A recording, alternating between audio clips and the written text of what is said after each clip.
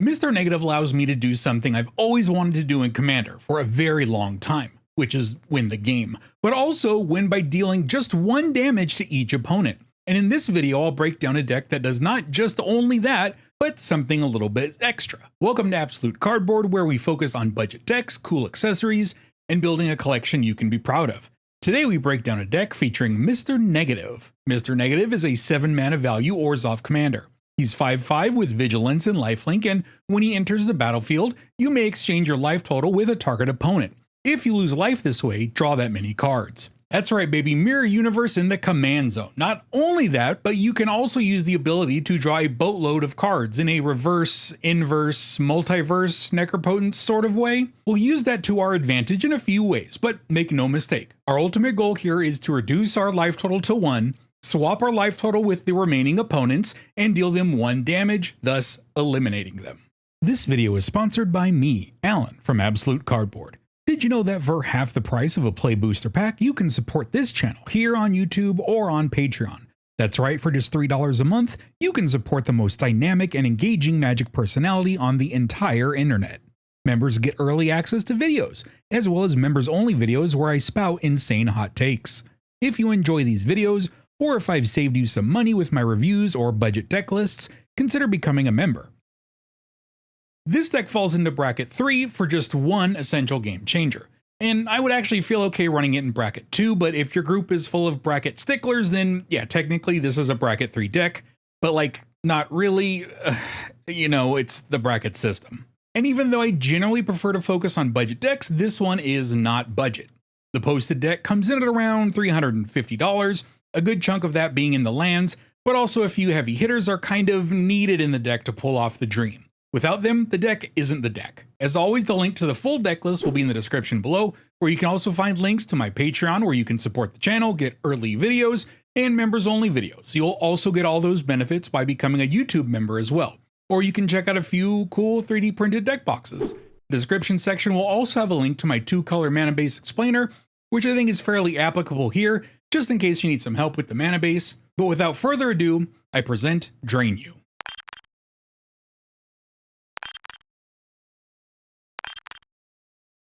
I only run a few utility lands since I don't think there are many really specific to this deck strategy. Dust Bowl continues to be the best land in Commander. I will be hearing no arguments to the contrary. Command Beacon will help you skip the tax on Mr. Negative. At 7 mana, Mr. Negative is quite expensive, so we want a few ways to reduce his cost after the commander taxes start piling up. Lastly, I think this spot is actually okay for Temple of the False God. Well, not a great land. I think it can serve a purpose where your commander is really expensive. I kind of count it as half a land since you really only get a land out of it if you've got 4 other lands, so I would make sure this is like your 38th or 39th mana producing land. For some context, I would probably only run this in situations where you would like to run a 4 mana ramp that lets you get 2 lands. Obviously not equivalent, but sometimes you gotta stretch when you aren't in green. Now, speaking of ramp, I start the ramp with staples, Arcane Signet and Soul Ring, as well as Orzhov staples like Orzhov Signet and Talisman of Hierarchy. We add in 1 more 2-mana rock in Fellwar Stone, though I think pretty much any 2-mana rock that comes into play untapped is probably fine if you prefer that instead of Fellwar Stone.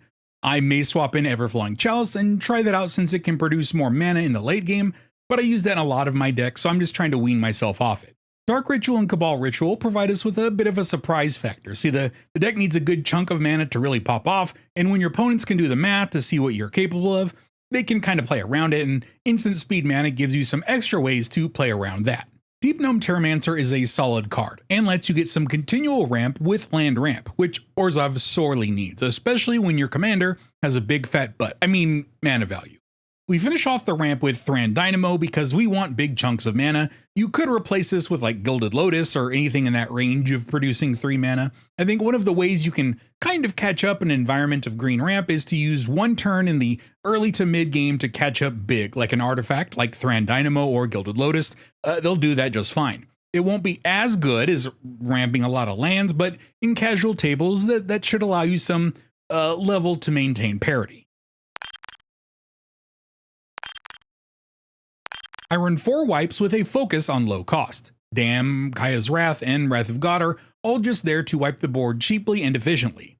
Farewell is our catch-all wipe, which could easily be swapped for something like Austere Command or any wipe that you prefer for specific situations. Orzhov has access to a lot of wipes, so feel free to choose what you like, though I would recommend keeping the 4-mana wipe since a lot of your deck is really expensive, so you want something that can kind of come in underneath that in the early game. Now to complement the wipes, I run 5 pieces of interaction, and these will want to supplement your wipes. If you run mostly, say, creature wipes, you'll want stuff that hits non-creatures and vice versa. My choices would be Despark, Emergency Eject, Swords to Plowshares, Vindicate, and Anguished Unmaking. Again, Orzhov has terrific spot removal for just about anything, so if you need something specific to your meta, feel free to swap in what would work best for you. Our ways to win are pretty convoluted, so it behooves us to add some ways to prevent our figurative chiffrobes from being metaphorically busted up. We do that by making our opponent STFU the frick up. Silence is obviously a good silence card, because that's what you name the category after.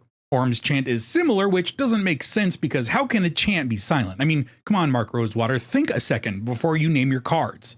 My Real Shield of Argive and Grand Abolisher protect your turns, allowing you to play many of the suboptimal cards in this deck, one after another, in an attempt to win the game. Calamity's Wake is actually pretty handy in this deck, as your combos don't necessarily need non-creature spells to win. We'll get more to these specific paths to victory later on, but for now, just know this isn't total garbage like it may appear to be.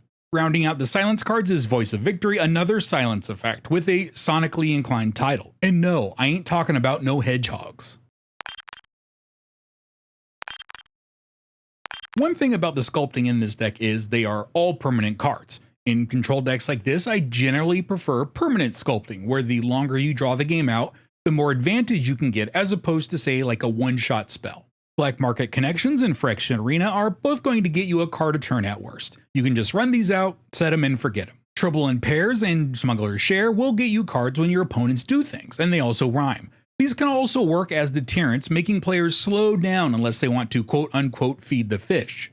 Dread Presence can get you a card when you play a swamp, and then you can enchant that swamp with Underworld Connections. Mamma mia, talk about a value. Archivist of Ogma and Esper Sentinel are great white sculpting cards, and they really shouldn't need much explanation here. And last, and maybe least, is Charitable Levy. I used to love playing standstill decks, and Charitable Levy isn't quite that, but it does help slow the game down and then net you a card draw and a land ramp. It's something that I've been wanting to try out for a while, and I think it's okay to run here. Like a great philosopher once said, you gotta pay the toll to get in this boy's hole. And in order to get to 1 life, so you can swap with your opponents, you need to be able to get to 1 life all in one go. We'll start with the game-changing elephant in the room, Necropotence. Yes, this is good sculpting. More importantly, it lets you pay 1 life infinitely, which is important to get yourself to 1 life since you can't pay life you don't have. To make more sense of this, take for example Deepwood Ghoul, which requires paying of 2 life, which means if you start at an even life total, you can't pay yourself down to 1. However, since you can still infinitely pay the 2, this isn't that bad, even if it only gets you to 2 life at the end. It's just a bit more work than the pay 1 lifers. Now speaking of pay 1 lifers, Wall of Blood and Mischievous Poltergeist will let you pay 1 life to your heart's content, and the effects here can actually be useful defending, either making a big blocker or a blocker that's hard to kill, like Steven Seagal. Last and most, well, let's say interesting, is Carrion Howler. Sharp eyes will notice that if you actually trigger this pay effect more than once, the Howler will kill itself. Luckily, you can stack as many of these effects as you want, and then they will all trigger one after another, and the life is still paid. Which means the doggy won't stick around for more attempts, but it's also really flexible with the cards in our next section. That's right, baby, we're gonna blink like Drew Scanlon, aka the Blinking White Guy. Shout out to the Giant Bomb homies, real recognize real. The bling effects here will essentially let us use Mr. Negative's ability multiple times, allowing us to potentially wipe out the whole table, though realistically I can really only see you're gonna get maybe at best 2 at a time. Long Road Home and Getaway Glimmer are blink effects where Mr. Negative returns at the end of the turn. This could be good or bad depending on the situation and how you use it. The rest of the blink will return him immediately, those being Just the Card's Portal, Flicker of Fate, Ephemerate, and Cloud Shift. Sometimes you will want Mr. Negative to come back right away, and sometimes you'll want him to come back at the end of the turn. Find the balance you feel good with and run with that.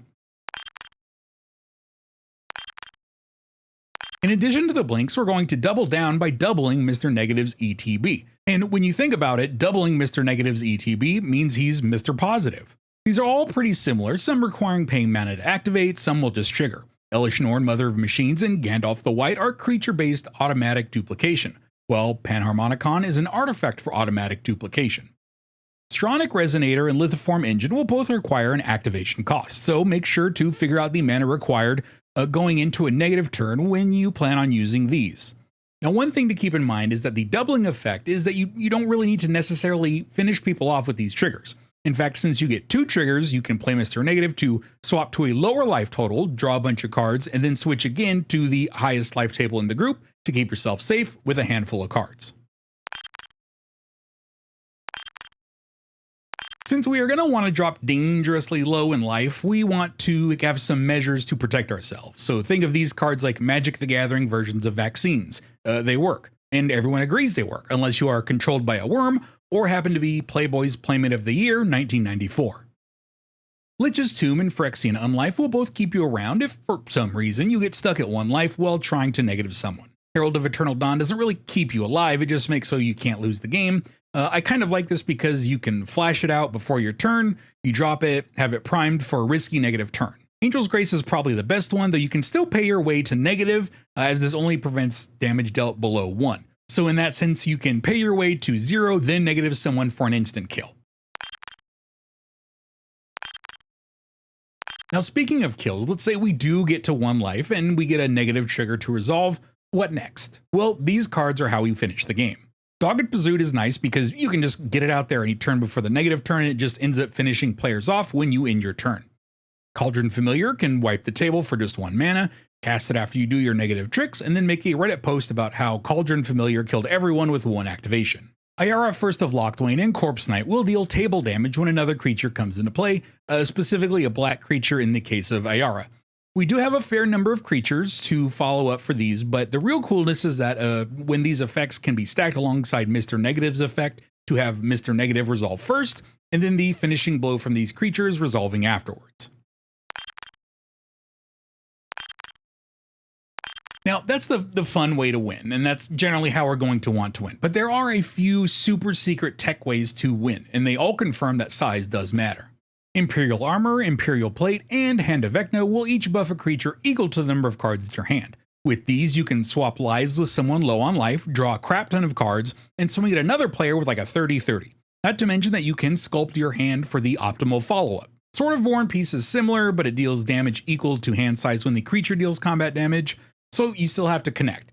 It's not as direct as the others, but between targeting players with the life swap ability and the protection from red and white, you should be able to set up for a prime attack. This deck is a lot of fun, and maybe more importantly, it's very skill testing. I would personally rate this as a hard mode commander for sure.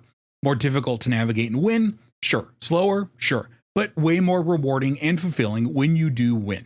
If you enjoyed this video, feel free to subscribe to the channel and maybe check out this Mr. House deck video where I show you the actual most fun way to play a Mr. House deck. Thank you for watching, thank you for your support, and I will see you around.